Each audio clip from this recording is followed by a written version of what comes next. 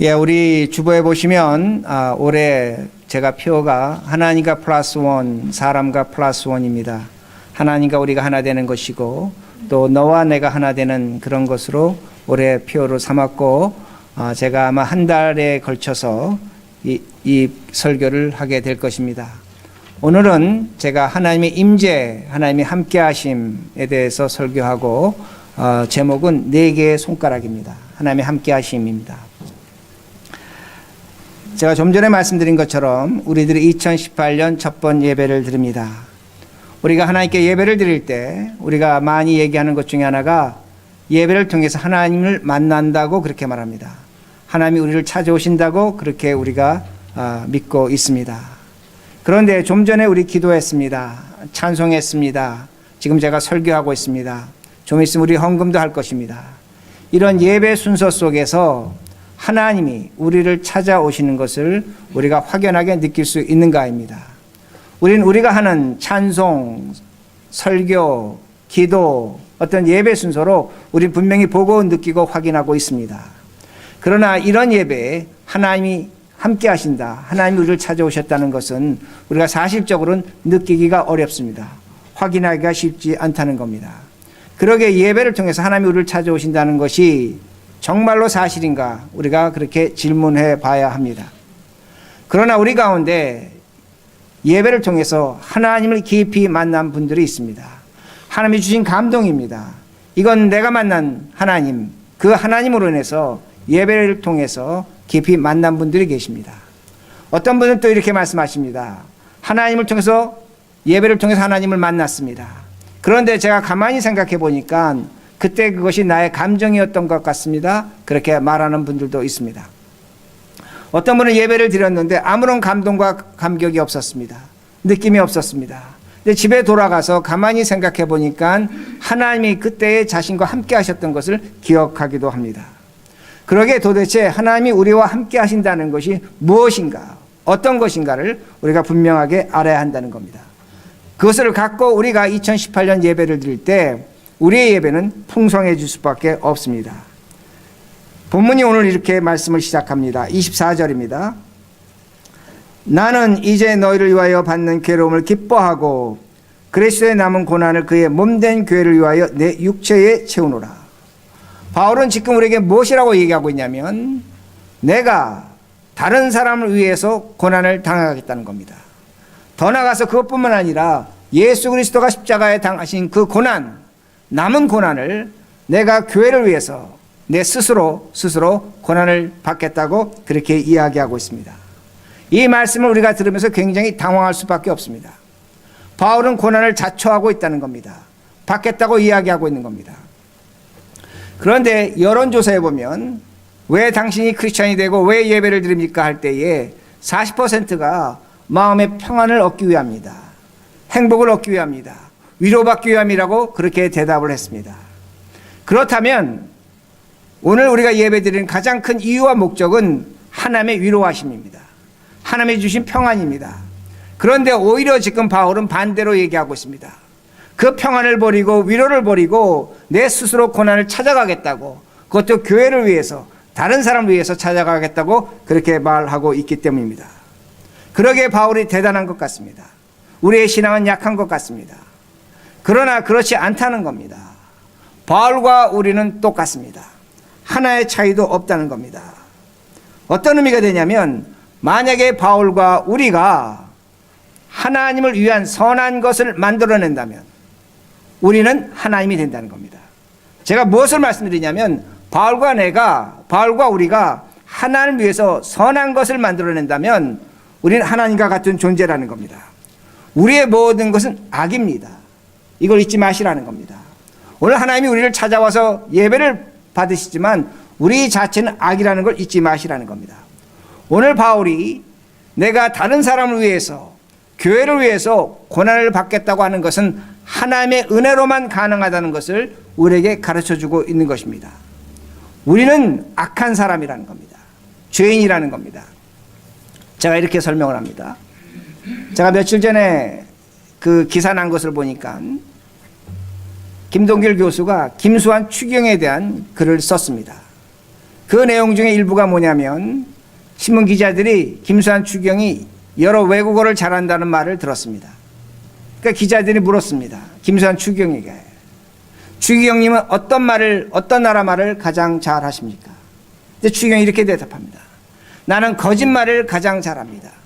김수환 추기경이 나는 거짓말을 가장 잘합니다. 그렇게 이야기했다는 겁니다. 제가 무엇을 말씀드리냐면 김수환 추기경도 바울도 우리도 거짓말을 한다는 겁니다. 죄악의 사람이라는 겁니다. 그러기에 죄악의 사람이 만들어내는 것이 절대로 선할 수 없습니다. 우리가 볼 땐 선합니다. 우리가 볼 땐 아름답습니다. 그러나 절대로 선하지 않다는 겁니다. 그러기에 바울이나 우리나 김수환 추기경이나 똑같은 사람이란 말씀됩니다. 로마서 8장 7절은 뭐라고 말씀하냐면 육신의 생각은 하나님과 원수가 되나니 하나님의 법에 굴복하지 않을 뿐만 아니라 굴복할 수도 없다고 분명하게 말씀합니다. 이것이 우리라는 겁니다. 그러므로 우리는 절대로 선한 것을 만들어내지 못합니다. 제가 교회에서 종종 아기들이 기저귀 가는 것을 봅니다. 똥을 쌌습니다. 오줌을 쌌습니다. 냄새가 쿨쿨 납니다. 아이들은 점잖하게 앉아 있습니다. 전혀 상관없습니다. 그러나 옆에 엄마가 보면 애 똥 싼 걸 아는 겁니다. 오줌 싸는 걸 아는 겁니다. 더러운 것입니다. 오늘 우리도 마찬가지입니다. 오늘 우리도 하나님 앞에서 의젓하게 앉아 있습니다. 거짓의 사람임에도 불구하고 거짓 없는 것처럼 앉아 있습니다. 죄악의 사람임에도 불구하고 죄악이 없는 것처럼 앉아 있다는 겁니다. 당당하게 앉아 있다는 겁니다. 그러나 우리와 바울과 김수환 추기경 모든 사람은 하나님 앞에 죄인이라는 겁니다. 그러기에 바울이 오늘 내가 다른 사람을 위해서 교회를 위해서 고난을 채운다는 것은 어떤 의미가 되냐면 내가 그렇게 살아갈 때에 하나님의 임재가 우리에게 임한다는 겁니다. 하나님의 함께 하심을 경험할 수 있다는 겁니다. 오늘 본문은 어떤 면에 있어서 바울의 간증과 같은 내용이 됩니다. 바울이 목회하면서 하나님을 만난 그 경험을 진솔하게 고백하고 있다는 겁니다. 그리고 25절 보세요. 내가 교회의 일꾼 된 것은 하나님이 너를 위하여 내게 주신 직분을 따라 하나님 말씀을 이루려 함이니라. 바울은 뭐라고 얘기하냐면 내가 교회의 일꾼 된 것은 하나님이 내게 주신 직분이고 직분으로 하나님의 말씀을 이루겠다고 그렇게 말합니다. 근데 성경을 많이 읽으신 분들은 성경 번역이 약간 이상하다고 생각하실 겁니다. 개역 성경은 뭐라고 번역을 했냐면 개역 성경은 우리가 보던 옛날 성경은 하나님의 경륜에 따라 하나님의 말씀을 이루려 한다 그렇게 말합니다. 하나님의 경륜이라고 표현하고 있습니다. 자, 성경은 우리에게 뭘 가르쳐주고 있냐면 직분과 경륜이 같다는 겁니다. 제가 목사라는 직분을 갖고 있습니다. 여러분 성도라는 직분을 갖고 있습니다. 집사, 장로, 권사, 하나님의 사람 직분을 갖고 있다는 겁니다. 그 직분을 따라서 경륜을 따라서 하나님의 말씀이 이루어진다고 그렇게 말씀하고 있습니다. 경륜이 있다는 겁니다. 이게 직분이라는 겁니다. 제가 경륜을 이렇게 설명합니다. 여러분 아시는 것처럼 사도 바울이 사도가 되기 전에 누굴 죽였습니까? 스데반을 죽였습니다. 스데반을 죽였습니다. 그러면서 그가 사도가 된다는 것은 아마 상상도 하지 못했을 것입니다. 그리고 그 바울이 믿는 자를 잔해했습니다. 교인들을 따라다니면서 죽이려고 잡으러 다녔습니다. 아마 그때 사도 바울은 내가 복음의 전도자가 된다는 건 꿈도 꾸지 않았을 것입니다. 그런데 그가 다메섹에서 사도가 됩니다. 예수님을 만납니다. 그리고 사도로서 살아간다는 겁니다. 그런데 사도 바울 서신을 보면 사도 바울이 자신의 사역에서 가장 크게 걸림돌 된 것을 세 가지를 얘기하는데 그 중에 하나가 질병입니다. 근데 두 가지가 있습니다. 두 가지는 뭐냐면 스데반을 죽인 자라는 겁니다. 그리고 또 하나는 교회를 핍박하던 자라는 겁니다. 이 두 가지가 사도 바울이 사역하면서 가장 큰 걸림돌이 된 것입니다. 그런데 하나님은 그 약점을 그 걸림돌을 사용하셔서 사도 바울을 사도로 부르셨다는 겁니다. 여러분 한번 생각해 보시라는 겁니다. 만약에 사도 바울에게 스데반을 죽인 것 그리고 교회를 핍박한 것이 없었다면 그 사도 바울이 오늘의 사도 바울이 될 수 있었겠는가 합니다. 저는 그렇지 않다고 생각합니다. 하나님께서 사도 바울을 만드시기 위해서 스데반의 죽음의 자리에 있게 하신 겁니다. 하나님이 위대한 사도 바울, 우리가 본받는 사도 바울이 만들기 위해서 교회를 핍박하게 하신 것이라는 겁니다. 이것이 하나님의 경륜이라는 겁니다. 이런 약점을 통해서 사도 바울이 탄생한다는 말씀입니다. 하나님의 경륜이라는 것은 오늘도 내 중심에서 하나님 중심으로 바뀌어가는 것입니다. 오늘도 내 중심에서 하나님 중심으로 바뀌어가 보면 모든 것이 달라집니다. 오늘 나는 실패했다고 생각합니다. 그러나 하나님 입장에서 생각해 보면 실패한 것이 아닙니다. 성공하고 있는 겁니다. 오늘도 나는 실수했다고 생각하고 그 죄로 말미암아 고통당하고 있습니다. 그러나 하나님의 경륜 속에 본다면 하나님은 그것을 사용하셔서 우리를 새롭게 만들어가고 있다는 겁니다. 오늘 내가 크게 성공했습니다. 그런데 하나님 입장에서 본다면 그 성공이 오히려 내게 독이 될 수 있다는 겁니다. 어떤 분이 정말로 크게 성공하셨습니다. 우리가 말하는데 하나님의 축복을 받았다고 그렇게 말씀하십니다. 하나님의 축복 받았습니다. 모든 것에 완벽했습니다. 그런데 그가 이렇게 고백합니다. 내가 이 축복을 받고 보니 하나님과 멀어지더라는 겁니다. 하나님 앞에 가는 시간이 없어지더라는 겁니다. 하나님 앞에 진지함과 솔직함이 사라지더라는 겁니다. 그리고 한 가지 나쁜 것은 내가 사람을 물질로 판단하기 시작했다는 겁니다. 그러면서 그가 말합니다. 내가 받은 축복이 오히려 나에게 독이 될 수 있다는 겁니다. 나를 망하게 할 수 있다고 그가 그렇게 말합니다. 이것이 하나님의 경륜입니다. 여러분 다윗과 밧세바의 사건을 아십니다. 다윗이 세상을 통일했습니다. 그리고 부하들은 전쟁터에 내보냈습니다. 왕궁을 거닐다가 누구를 발견했습니까? 밧세바를 발견한 겁니다. 그것이 바울의 불행의 시작이라는 겁니다. 그러나 하나님은 그 바울의 불행의 시작을 사용하셔서 시편을 쓰게 하신 겁니다. 이게 하나님의 경륜이라는 겁니다. 그러므로 하나님의 경륜은 오늘도 하나님이 우리를 이끌어가고 있다는 겁니다. 만약에 우리가 하나님의 경륜을 믿는다면 우리는 절대로 불안하지 않습니다. 시련이 기쁨이 될 수 있습니다. 고난이 감사가 될 수 있습니다. 불행이 아니라는 겁니다. 하나님이 그 불행을 사용하셔서 내 자식을 통해서 언젠가는 아름다운 것으로 귀한 것으로 만들어 내신다는 겁니다. 이것이 하나님입니다. 그러기에 바울은 얘기하는 겁니다. 내가 왜 다른 사람을 위해서 사는가? 내가 왜 교회를 위해서 고난을 당하는가? 바울은 알고 있는 겁니다. 내가 이 일을 하면서 고난이 있고 어려움이 있을 것은 알지만 그러나 하나님께서 주실 영광과 하나님의 하나님 되심을 나타나는 그 만남은 이것과 비교할 수 없다는 겁니다. 바울은 이걸 보고 하고 있는 겁니다. 그러기에 오늘 우리들이 신앙생활을 하면서 2018년 맞이하면서 여러분이 정말로 하나님 만나기 원하십니까? 오늘 바울은 자신의 간증을 얘기하고 있는 겁니다.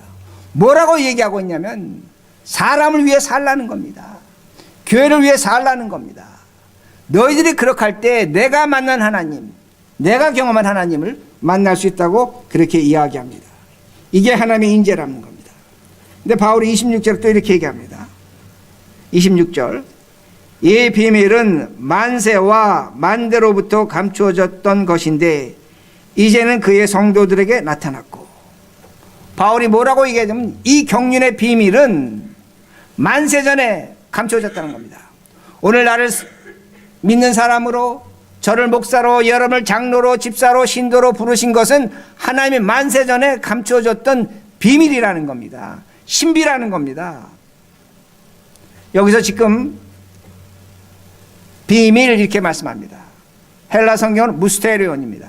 영어 번역 미스테리입니다. 하나님의 비밀이 있다는 겁니다. 오늘 우리를 부르신 하나님의 신비가 있다는 겁니다. 하나님의 비밀과 신비가 무엇인가입니다.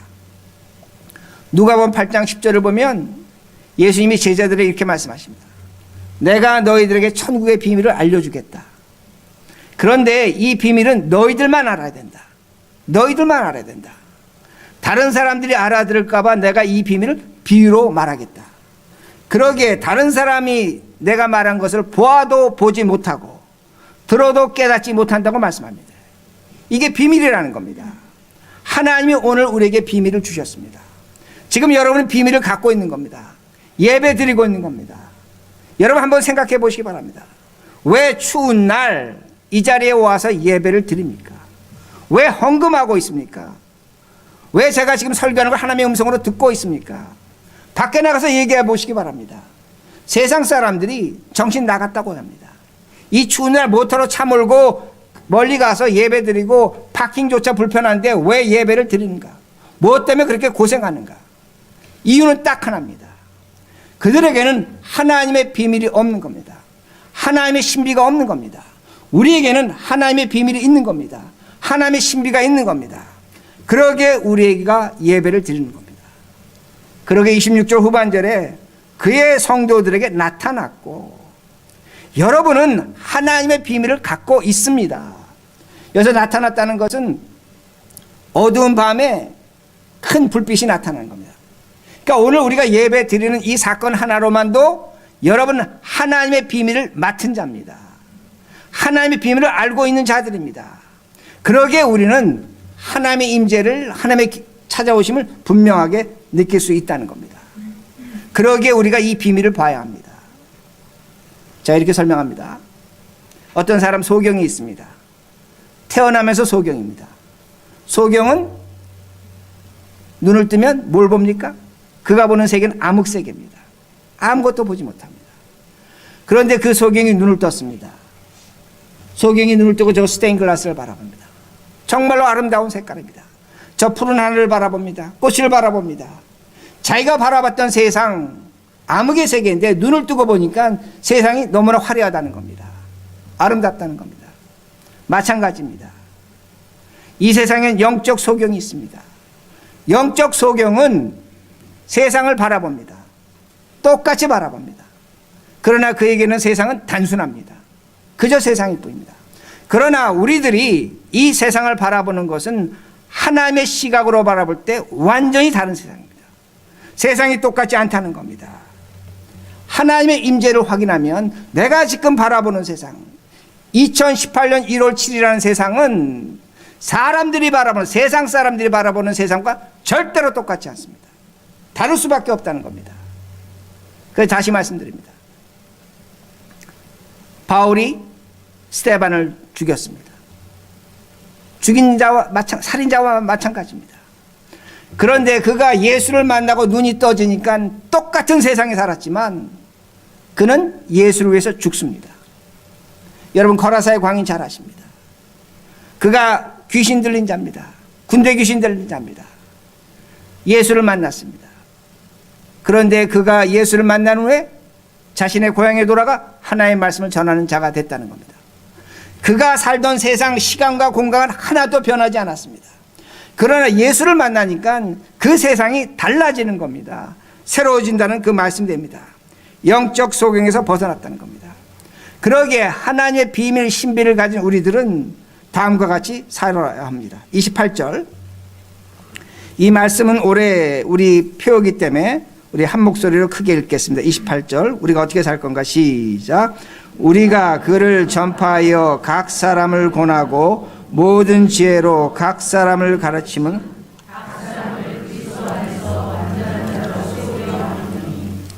자, 28절 첫 번째에 보면 우리가 그를 전파한다 그렇게 말씀합니다. 전파한다는 것은 이야기하는 겁니다. 말하는 겁니다. 그 영어 번역에 보면 proclaim이라고 했는데 일방적으로 얘기하는 겁니다. 여러분 주변에 누군가 있다면 그분에게 예수를 믿어야 합니다. 하나님은 당신을 사랑합니다. 우리 같이 교회 가서 신앙생활해야 한다. 일방적으로 선포하는 겁니다. 일방적으로 얘기하는 겁니다. 이게 전파입니다. 왜? 내가 받은 복음을 그대로 얘기하는 겁니다. 근데 우리는 많은 경우에 이렇게 복음을 전하면 그 복음을 듣는 사람을 위해서 그렇게 생각을 합니다. 물론 맞습니다. 그러나 오늘 성경 구절은 바울은 뭐라고 얘기하냐면 내가 그렇게 복음을 전파해 보니까 이것이 내게 유익이라는 겁니다. 나에게 유익이라는 겁니다. 그러기에 28절 그 다음 절 제가 있습니다. 우리가 그를 전파하여 그 다음에 각 사람을 권하고 이렇게 합니다. 각 사람을 권하고 이렇게 얘기합니다. 근데 각 사람을 권하고 할 때 그 권한다는 그 원문의 의미는 뭐냐면 경고했다는 겁니다. 주의를 줬다는 겁니다. 그 영어 번역을 보면 warning으로 번역을 했습니다. 내가 지금 복음을 전했습니다. 그 다음에는 내 옆에 사람에게 경고하는 겁니다. 주의를 주는 겁니다. 이건 말로 하는 것이 아닙니다. 행동으로 경고하는 의미가 됩니다. 왜 우리가 복음을 전하면서 우리는 어떻게 복음을 전하는 걸 배웠냐면, 복음을 전하려면 그 사람 집에 가서 빨래도 해주고 그 사람 도와주고 뭐 그 사람 위해서 여러 가지 해주라 그렇게 얘기합니다. 절대로 경고하지 말라, 어떻게 주의를 주지 말라 그렇게 얘기합니다. 근데 성경은 다른 의미에서 경고와 주의를 말씀하고 있습니다. 뭘 말씀하냐면, 사람은, 여러분과 저는 마찬가지입니다. 모든 사람은 세계관을 갖고 있습니다. 사람은 그 세계관에 따라 살아갑니다. 어떤 사람은 이 세상을 긍정적 세계로 바라봅니다. 어떤 사람은 부정적으로 바라봅니다. 어떤 사람은 이 세계를 바라보면서 손해와 이익으로 바라봅니다. 어떤 사람은 이 세계를 법적으로, 질서로 그렇게 바라본다는 겁니다. 근데 전도라는 건 뭐냐면, 이런 사람의 세계관을 바꿔버리는 겁니다. 변화시키는 겁니다. 왜 그러냐면, 그 사람이 갖고 있는 세계관은 그 사람의 일생을 결정합니다. 사람이 똑똑해서, 훌륭해서, 못나서, 부족해서 그 사람의 일생을 결정하는 것이 아닙니다. 그 사람의 일생은 무엇에 의해 결정되냐면, 그 사람이 갖고 있는 생각, 사고방식, 세계관에 의해서 결정된다는 겁니다. 오늘 많은 사람들은 행복과 불행을 얘기할 때 뭘 가지면, 누리면, 높아지면, 그렇지 않으면 갖지 못하고 빼앗기면 행복하다, 불행하다 그렇게 얘기합니다. 여러분 한번 생각해 보시기 바랍니다. 절대로 그렇지 않습니다. 사람의 행복과 불행은 그 사람이 어떤 세계관을 갖고 있는가에 따라 행복할 수 있고 불행할 수 있다는 겁니다. 그러기에 성경은 우리에게 뭘 가르쳐 주냐면, 그 세계관을 버리라는 겁니다. 하나님의 세계관으로 바꾸라는 겁니다. 그러기에 옛사람을 버리고 새사람을 입으라고 그렇게 말씀합니다.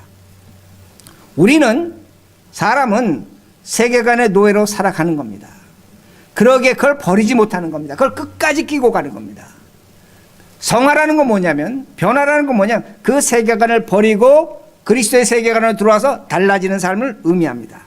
예수님 중심으로 변하는 겁니다. 그 세계관을 너희들이 보여주라는 겁니다. 삶으로 보여주라는 겁니다. 이걸 책망이라고 성경은 말씀하고 있습니다. 그러니까 우리가 전도한다고 할 때 말로 전도하지만 나의 살아가는 모습으로 상대방이 하나님의 살아계심을 느껴야 됩니다. 두려움을 가져야 됩니다. 아, 저 사람 보니까 하나님이 살아계신다는 것을 그가 입으로 고백할 수 있는 내용을, 삶의 내용을 우리가 갖춰야 된다는 말씀입니다. 우리의 삶을 보고 자신의 부족함을 느껴야 됩니다. 우리의 행동을 보고 예수 그리스도의 진리가 나타나야 한다는 겁니다. 행동이 중요하다는 겁니다. 제가 이렇게 설명합니다. 어떤 황제가 신하들을 모아놓고 이렇게 얘기합니다. 사실과 진리의 차이를 구분해서 너에게 이야기해 보라는 겁니다. 자, 신하들이 고민에 빠졌습니다. 사실이 사실 같고 진리가 진리 같은 겁니다. 대답을 하지 못합니다. 이런 말 저런 말이 나오지만 황제를 만족시키지 못합니다. 근데 저 구석에 신하 하나가 있었는데 빙긋이 웃고 있습니다. 그러니까 황제가 그 신하를 불러서 너 한번 사실과 진실의 차이를 얘기해봐라 그렇게 얘기합니다. 그러니까 그때 그 신하가 예, 4개의 손가락입니다. 4개의 손가락입니다. 그렇게 대답을 합니다. 황제가 왜 4개의 손가락이냐 그렇게 질문을 합니다. 그러자 그 신하가 이렇게 얘기합니다. 지금 황제 폐하가 보고 있는 것은 진실입니다. 황제 폐하 앞에서 사람이 죽었다면 그건 진실입니다. 그러나 황제 폐하가 귀로 듣는 것, 어떤 사람이 죽었습니다라고 말 안 하고 귀로 듣는 것은, 그것은 사실입니다. 거짓이 될 수 있다는 겁니다. 사실이 거짓이 될 수 있다는 겁니다. 그러면서 말하는 백문이 불여일견입니다. 100번 귀로 듣지만 한 번 보는 것마다 못하다고 그렇게 말합니다. 그러자 황제가 묻습니다. 그럼 왜 너는 답을 4개 손가락으로 그렇게 대답했느냐? 그 신하가 손가락 4개를 하고 자신의 눈과 귀 사이를 댑니다. 딱 4개의 손가락이 들어갑니다. 사실과 진실은 가까운 것 같지만 가깝지 않습니다. 아주 먼 것입니다. 눈과 귀는 가까운 것 같지만 아주 다른 것입니다. 사실이 사실인 것 같지만 사실이 아니고 거짓일 때가 많다는 겁니다. 그러게 사실을 말하는 사람 끝없이 얘기합니다. 끝없이 속삭입니다. 끝없이 같은 걸 갖고 얘기합니다. 그러나 그것은 거짓이 될 수 있다는 겁니다. 그러나 진실은 말하지 않습니다. 한번 보면 끝입니다. 이걸 지금 신화가 얘기하고 있는 겁니다. 오늘도 마찬가지라는 겁니다. 오늘도 우리가 이 세상 살아가면서 하나님의 복음을 전합니다. 복음을 전하는데 이것이 사실이 될 수 있다는 겁니다. 행동으로 맞지 않으면 사실입니다. 그러나 이것이 진리가 되고 진실이 되려면 우리가 그렇게 살아야 한다는 겁니다. 이걸 성경이 우리에게 분명히 요구하고 있습니다. 우리가 하나님을 만나가는 방법 중에 하나라는 겁니다. 그리고 28절 후반절 보세요. 또 중요한 말씀이 나옵니다. 모든 지혜로 각 사람을 가르치면. 자, 모든 지혜로 각 사람을 가르치면. 자, 그러면 오늘 여러분 28절 보시면 성경에 각 사람이 몇 번 나옵니까? 3번 나옵니다. 근데 그 각 사람은 헬라어로 파스라는 단어를 썼는데 여기 모든 지혜라는 단어도 파스라는 단어를 썼습니다. 그럼 제가 이 말씀을 어떻게 의역할 수 있냐면 각 사람의 지혜로 각 사람을 가르치는 겁니다. 그러니까 오늘도 우리가 모든 지혜할 때 어떤 두려움을 갖냐면 나는 세상의 지혜, 뭐 성경의 지식도 없습니다. 그래 가르칠 수 없어요. 그게 아니라는 겁니다. 너에게 아주 중요한 지혜가 있다는 겁니다. 너에게만 있는 지혜가 있다는 겁니다. 그것으로 각 사람을 가르치라는 겁니다. 이 지혜가 무엇인가입니다. 제가 이렇게 또 설명합니다. 이거 일본에 있던 실화입니다. 일본에서 했던 실화인데 약 30명의 그 사람들이 배를 타고 바다로 바다 낚시를 나갔습니다. 바다 낚시를 나갔는데 한가운데서 배가 멈춰버린 겁니다. 엔진이 섰버린 겁니다. 통신을 할 수가 없었습니다. 배가 표류하기 시작합니다. 그런데 그 배가 밤이 되도록 아무도 와서 구해주질 않습니다.